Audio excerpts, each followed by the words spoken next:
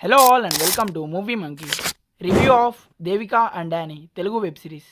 Present ఈ series మనకి Jio హాట్స్టార్లో stream అవుతుంది. ఇంకా ఈ వెబ్ సిరీస్ చూశాక నా ఒపీనియన్ చెప్పాలంటే జస్ట్ టైంపాస్ కలా కొన్ని సీన్స్ యూస్ చేయొచ్చు, అంతకు మించి నాకైతే బాగాలేదనిపించింది. ఇంకా ప్లాట్ విషయానికి వస్తే దేవిక అనే అమ్మాయికి ఆల్రెడీ మ్యారేజ్ ఫిక్స్ అవుతుంది.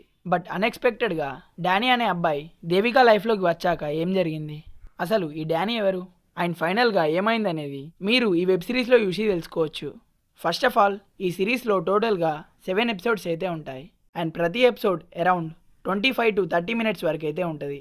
అండ్ స్టార్టింగ్ ఫస్ట్ ఎపిసోడ్ అయితే ఒకటి బాగుంది, సుబ్బరాజు గారి కామెడీ కొంచెం వర్కౌట్ అయింది. అండ్ సెకండ్ ఎపిసోడ్ ఎండింగ్లో ఒక ట్విస్ట్ అయితే రివీల్ చేస్తారు, సో అక్కడే మెయిన్ ప్లాట్ అనేది ఓపెన్ చేస్తారు.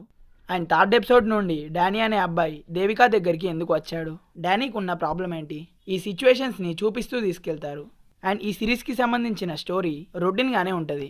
మరి ఎగ్జిక్యూషన్ అయినా ప్రాపర్గా చేశారా అంటే అది కూడా కొత్తగా ఏం లేదు, నార్మల్గానే ఉంది. స్క్రీన్ ప్లే అయితే కొన్ని చోట్ల బాగున్నా కానీ ఇంకొన్ని చోట్లలో బోరింగ్గా వెళ్ళింది.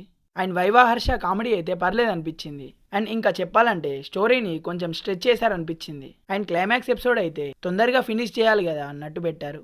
Coming to performances, Ritu Varma గారి పర్ఫార్మెన్స్ అయితే డీసెంట్గా ఉంది.